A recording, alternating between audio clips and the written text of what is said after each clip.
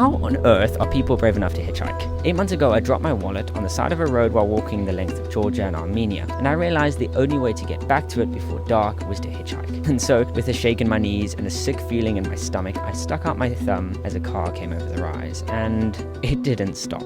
Phew! I was just too terrified to try again, so I gave up and dealt with 3 days of calling banks to try and sort out the situation. I ended up wasting many hours that could have been saved if I was just brave enough to stick out that thumb a few more times. At the time, I was following the incredible hitchhiker Courtney as she traveled from China to Cape Town, and I just couldn't understand how can she be so brave, and what is wrong with me that I find this so terrifying. June is Men's Mental Health Awareness Month, and so I'm dedicating 6 days of hiking solo to making videos sharing my experiences with mental health in the hope that even one man can take courage and realize he's not alone. This is day 6. Today I'm supposed to be hiking an epic pass, but the snow has been too deep, so I'm spending the day in Mestia writing and reflecting on the trail. Yesterday I hitchhiked successfully for the first time in my life, and you know what? It wasn't scary at all. It's impossible to explain to someone who hasn't experienced crippling anxiety how everything becomes terrifying, from big things like hitchhiking to asking for a receipt at your local store or realizing you're the only one wearing yellow in the street. I remember planning each day to make sure I passed through towns in the mornings because I was terrified someone would invite me to stay in their homestay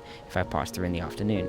I remember buying dry bread in the grocery stores because I was just too nervous to ask for fresh bread at the bakery. And a couple times I hid in bushes on the side of the road because I was afraid someone would offer me a lift. So what changed? Well, I think there are 3 key things. Firstly, while hiking this trail last year, I acknowledged for the first time what I was experiencing, and I told some trusted people. Secondly, over and over I told myself, and allowed others to tell me, that it's okay to feel these feelings. And thirdly, started doing things even though they made me afraid. I went to those bakeries, I walked through towns in the evenings, and I stayed on the road when cars drove past and offered me lifts. And eventually, things slowly began to change inside of me. And so, if you're someone who's feeling anxious, you're not alone. There is life after this, and keep on going, just one day at a time.